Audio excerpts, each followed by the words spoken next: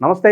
ఈరోజు మన స్టూడియోలో ప్రముఖ ఆధ్యాత్మికవేత్త, జ్యోతిష్య పండితులు, బ్రహ్మశ్రీ శ్రీనివాసుల అనంతరామ శర్మ గారు ఉన్నారు. గురుగారితో మాట్లాడదాం. గురుగారు నమస్కారం. నమస్కారం. నేను నరసింహాత్మ. గురుగారు, 10th క్లాస్ ఎగ్జామ్స్ రాబోతున్నాయి. సో ఎవరి కెరీర్కైనా 10th క్లాస్ ఎగ్జామ్స్ అనేది చాలా ఇంపార్టెంట్. నాంది అనుకోవచ్చు. మరి ఎగ్జామ్స్ వస్తున్నాయి కాబట్టి మరి ఏంటి స్టూడెంట్స్ అందరూ ఎలా ప్రిపేర్ అవ్వాలి?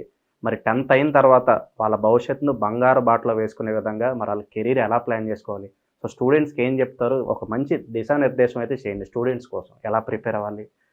వాళ్ళకు ఒక మంచి మోటివేషన్ లాగా ఏదన్నా మంచిగా చెప్పండి గురుగారు. ముఖ్యంగా మన చిన్నతనంలో అట్ట వేసుకుంటే 7వ తరగతి అది గట్టెక్కితే సగం గట్టెక్కినట్టే. 7వ తరగతిలో కూడా ఎగ్జామ్స్ ఉండేవి మనకి. మెయిన్ ఎగ్జామ్స్ అప్పుడు ఉంటాయి. తర్వాత 10వ తరగతి అని చెప్పేసి చెప్పారు. ఇప్పుడు 7వ తరగతి తీసేశారు. ఎక్కువ శాతంగా లేదు. 10వ తరగతే మనకు ముఖ్యమైంది. ఇంకా ఈ 10వ తరగతి ఇప్పటి వరకు పిల్లకాయలు చదివిన చదువు ఒకెత్తు, అంటే ఈ సంవత్సరం మొత్తంలో కూడా చదివిన చదువు ఒకెత్తు. ఇప్పుడు పరీక్షలు దగ్గరకు వస్తున్నాయి అన్న సమయంలో ఈ 10 రోజుల్లో చదువుతున్న చదువు ఒకెత్తు.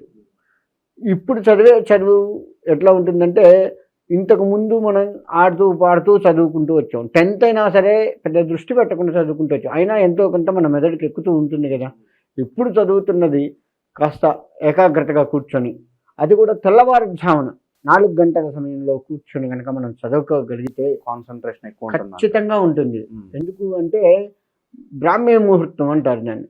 అంటే అటు బ్రహ్మదేవుడు, అదే సమయంలో సరస్వతి, బ్రహ్మదేవుడి గారి భార్య సరస్వతే చదువుల తల్లి కదా. ఆమె అనుగ్రహం కూడా ఉంటుంది. అందుకే మనకు చిన్నప్పటి నుంచి బ్రాహ్మీ ముహూర్తంలో లేవండి, ధ్యానం చేసుకోండి, యోగా చేసుకోండి, చదువుకోండి. ఇప్పుడు ఇటు ఇంగ్లీష్ చదువులు కావచ్చు, ఇటు ఆధ్యాత్మిక చదువులు కావచ్చు, ఏదైనా కానీ మనకి బ్రాహ్మీ ముహూర్తం ప్రధానంగా నిర్దేశించబడ్డది. కాబట్టి ఆ బ్రాహ్మీ ముహూర్తంలో గనక లేచి చదువుకున్నట్లయితే అది త్వరగా వంట పడుతుంది అని ఒకటి చెప్తాం. ఇంకొకటి ఏంటి అంటే, రాత్రిపూట మనకు ఎటువంటి డిస్టర్బెన్స్ ఉండదు. తెల్లవారితే తప్ప మనకి కాస్త మన పనులు ఉరుకులు హడావిడి ఉండదు. అప్పుడు ఈ లోపు మనకేం ఉండదు కదా. కాబట్టి ఈ తెల్లవారుజామున లోపు, అంటే 6 గంటల సూర్యోదయం ముందు 2-3 గంటల ముందు వరకు మనం చదివే ఏదైతే ఉందో అది ఖచ్చితంగా కాన్సన్ట్రేషన్గా చదవగలుగుతూ ఉంటాము. పిల్లగాళ్ళు గుర్తుపెట్టుకోవాల్సింది ఏంటయ్యా అంటే, సరస్వతీదేవిని ఎక్కువగా, ఎందుకంటే చదువుల తల్లి ఆమె కాబట్టి ఆ సరస్వతీదేవికి సంబంధించి సరస్వతీ నమస్తుభ్యం వరదే కామరూపిణి విద్యారంభం కరిష్యామి సిద్ధిర్భవతు మే సదా అని అమ్మవారి శ్లోకం ఉంది. ఆ ఒక్క శ్లోకం చాలు. లేదు హయగ్రీవుని నమ్మినా చాలు ఆయన, లేదు మేధా దక్షిణామూర్తి, మేధస్సును పెంచేటువంటి వాడు. ఈ ముగ్గురు దేవుళ్ళలో ఏ ఒక్క దేవుణ్ణి స్మరిస్తూ మనం చదువుతూ మొదలు పెడితే, అంటే చదువు మొదలు పెట్టడం విద్యారంభం కరిష్యామి, నేను విద్యను ఆరంభిస్తున్నాను అని. మరి విద్యను ఎప్పుడు ఆరంభించాం? మనం ఆలోనే ఆరంభించాం కదా, శిశువు నుంచే. కానీ ఇప్పుడు కూడా ఏ సంవత్సరానికి ఆ సంవత్సరం మనం ఆరంభిస్తున్నట్టే లెక్క. అయితే గురుగారు, సాధారణంగా ఇక్కడ కామన్గా అందరూ ఫేస్ చేస్తున్న ఎక్కువ సమస్య ఏంటంటే, ఈ మార్కులు వేటలో పడిపోయి పిల్లలు చాలా ప్రెజర్కి లోనైపోతున్నారు. దానివల్ల ఎక్కువ ఈ బట్టి చదివేస్తున్నారు. కాన్సెప్ట్ దేవుడికి అర్థం కాక నాకు 100కి 100 మార్కులు రావాలి, లేదా టాప్ రావాలని చెప్పి ఎక్కువ బాగా స్ట్రెస్ తీసుకుని బట్టి చదివేస్తున్నారు. మార్కులు అయితే వచ్చేస్తున్నాయి కానీ ప్రోగ్రెస్ ఏంటంటే ఏం కనిపించట్లేదు. చాలా కేసెస్లో ఇదే జరుగుతుంది. మరి ఎంతవరకు కరెక్ట్ అంటారు? ఎలా పాటించాలంటారు? ఇది మనకి మార్కులు ముఖ్యమే, కానీ మార్కులతో పాటు చదివిన చదువు మనకు వంట పుట్టాలి కదా. ఇవాళ మనం చదివింది, ఇప్పుడు ఉదాహరణగా చదువుకున్నాం, అవి మన జీవితాంతం ఉంటాయి. వాళ్ళని ఏబిసిడీలు జీవితాంతం ఉంటాయి. మనం ఏ దేశం పోయినా ఏబిసిడీలు అవే ఉంటాయి. అవి మనకు వంట పుట్టాలి కదా. అలానే మనం చదివే చదువు అర్థం చేసుకుంటూ దాని మీద కొంత ధ్యాస పెట్టి పట్టి చదవకుండా ఒక సబ్జెక్ట్ ఉంటే అది మన కళ్ళకు కనపడుతూ ఉండాలి. రేపు మనం ఎగ్జామ్ రాస్తున్నప్పుడు కూడా ఆ క్వశ్చన్ రాగానే, ఆ క్వశ్చన్ చదవగానే వెంటనే మనకు దాని ఆన్సర్ మన కళ్ళల్లో మెదులుతూ ఉండాలి.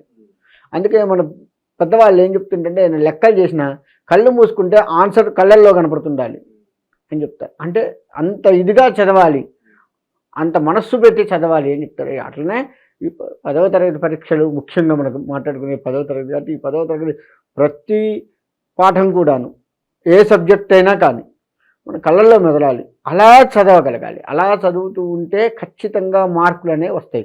నాకు ఎంత చదివినా గుర్తుండట్లేదు, చేయట్లేదు, ఇదంతా పక్కకు పెట్టండి. ఖచ్చితంగా మనకు గుర్తుంటుంది. మనం నిజంగా చెప్పాలి అంటే, ఒక ఇసుక రాశి పోస్తే దాంట్లో కొన్ని అణువులు ఉంటాయి. ఓ 2-3 అణువుల మందమే మనం ఖర్చు పెడుతున్నాం మన మెదడుని.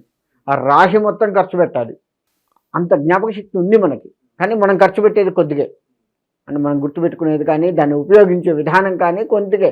2-3 ఆ రాశిలో 2-3 అణువుల మందమే మనం ఉపయోగిస్తున్నాం.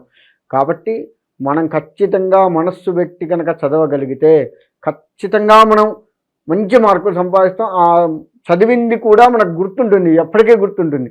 ఇప్పుడు మనకు ఉదాహరణకి a+b² అని అనగానే వెంటనే చెప్పేస్తాం ఆ ఆన్సర్. అది ఎప్పుడో చిన్నప్పుడు చదువుకున్నది.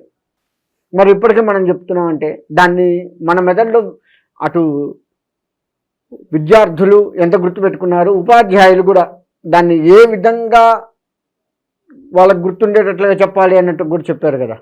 అలానే ముఖ్యంగా మార్కులు కావాలి, అందులో సందేహం లేదు. ఈ ఉపాధ్యాయులు కూడా ఎంతసేపు రుద్దకండి, భయపెట్టద్దు. భయపెడుతూ కర్ర తీసుకొని దగ్గరుండి కొట్టుకుంటూ తిట్టుకుంటుంటే ఆ భయానికి సగం చదవరు వాళ్ళు.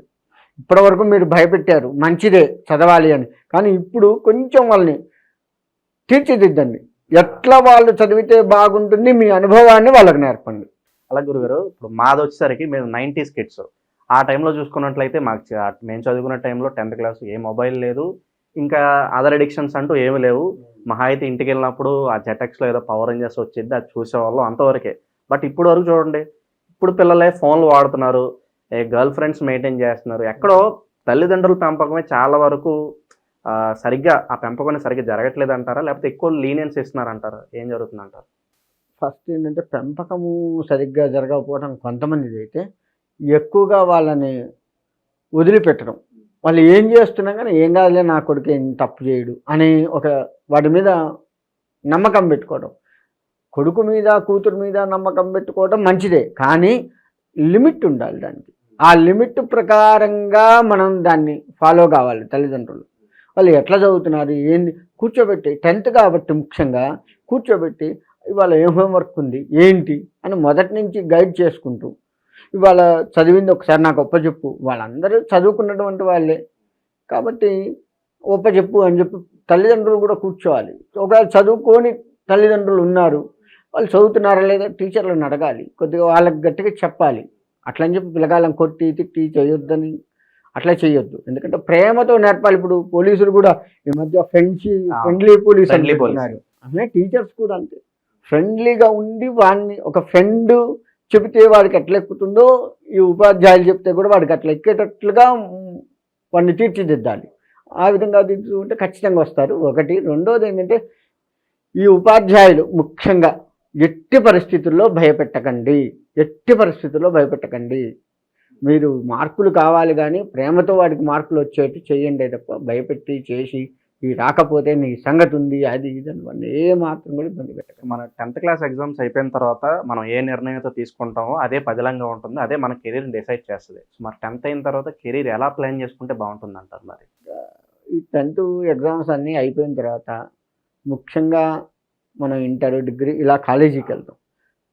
వెళ్ళినప్పుడు ఇక నేను కాలేజీ అని చెప్పి కాలర్ ఎగరేయటం అలాంటివి చేయకుండా ఎంత ప్రశాంతంగా ఇప్పటివరకు నడిచిందో జీవితం అంతకంటే ఎక్కువ ప్రశాంతంగా చదువు మీద శ్రద్ధ పెట్టగలిగితే ఖచ్చితంగా బాగుంటుంది. ఇంకొకటి ఏంటంటే మన ఫ్రెండ్స్ ఏదో తీసుకున్నారు, ఒక డాక్టర్ తీసుకున్నాడు, ఇంకోటి ఇంజనీర్ తీసుకున్నాడు అని మనం కూడా అదే తీసుకుందాం, ఆ ఆలోచనలు వద్దు. మన కుటుంబ పరిస్థితి చూసుకుంటూ మన కుటుంబంలో ఏది చదివితే బాగుంటుంది, ముఖ్యంగా నాకు ఏది ఇష్టం, ఇది నేను చదవగలనా లేదా, నేను ఇది చదివితే నా కెరియర్ ఎట్టుంటుంది, మనకంటూ ఒక అవగాహన ఉంటుంది కదా, దాన్ని తీసుకొని కొంచెం పెద్దవాళ్ళ సలహా కూడా తీసుకుంటూ ముందుకు వెళ్ళడం మంచిది. ఈ మధ్య గురుగారు ఈ సూసైడ్ చేసుకోవడం అనేది చాలా ఫ్యాషన్ అయిపోయింది. చాలామంది ఆ ప్రెజర్ తట్టుకోలేక నేను బాగా పర్ఫామ్ చేయలేకపోయానని చెప్పి చిన్న చిన్న వాటికి కూడా ఏదో ఇప్పుడు ఈ ఎగ్జామ్ ఫెయిల్ అయిపోతే నా లైఫ్ ఏదో అయిపోయినట్లుగా భావించి సూసైడ్లు చేసుకుంటున్నారు. ఎందుకు వస్తుందంటారు మరి ఈ పరిస్థితి? సూసైడ్ చేసుకోవడం ఎందుకు అంటే తల్లిదండ్రులకు భయపడే ఒకటి ముఖ్యంగా, ఇంకా వాళ్ళు ఏమంటారో ఏందో అని, పరువు పోతుంది అని. మరి ఈ పరువు పోతుంది అన్నది నువ్వు మొదటి నుంచి శ్రద్ధగా చదివితే ఈ సూసైడ్ దాకా రాదు కదా. మనం 10th అనగానే ఎగ్జామ్స్ అప్పుడే హడావిడి చేస్తున్నాం, కానీ మొదటి నుంచి అమ్మో 10th వస్తుంది అని చెప్పి ఆ 10th స్టార్టింగ్ నుంచే ప్రతి సబ్జెక్టు జాగ్రత్త చదువుకోగలిగితే ఇక్కడ దాకా రాదు కదా. అది ఒకటి మిస్ అవుతున్నారు ఈ 10th వాళ్ళు. అంతేకాకుండా 9th ఎగ్జామ్స్ ఎప్పుడు అయిపోయినాయి, 10th ముందు ప్రిపేర్ చేస్తున్నారు. మరి అప్పటి నుంచి మనం కనుక జాగ్రత్తగా ఉండి సూసైడ్ రాదు. కాబట్టి అసలు ఒకవేళ సరే కర్మకేదో ఫెయిల్ అయ్యాము అనుకుందాం, ఫెయిల్ అయినా కానీ ఎక్కడా భయపడవలసిన పని లేదు. ఎక్కడ ఫెయిల్ అయ్యామో అక్కడే నిలదొక్కుకోవచ్చు. సప్లిమెంటరీ ఒకటి వస్తుంది, దాని మీద రాసుకోవచ్చు. సరే అది రాయట్లేదు అనుకుందాం, అది కూడా కష్టమే అనుకున్నప్పుడు మనకు అనేక రకాల ప్రోత్సాహాలు ఉన్నాయి. సచిన్ టెండూల్కర్ ఎవరో క్రికెట్ ఆయన ఫెయిల్ అయినారు, మరి ఇవాళ ఆయన పేరు చెప్తే దేశం అంతా తెలుసు. ఇట్లా ఎంతోమంది ఉన్నారు మనకి, ఎంతోమంది 10th ఫెయిల్ అయ్యి కూడా వాళ్ళంటూ ఏందో సమాజానికి చూపించినటువంటి వాళ్ళు చాలామంది ఉన్నారు.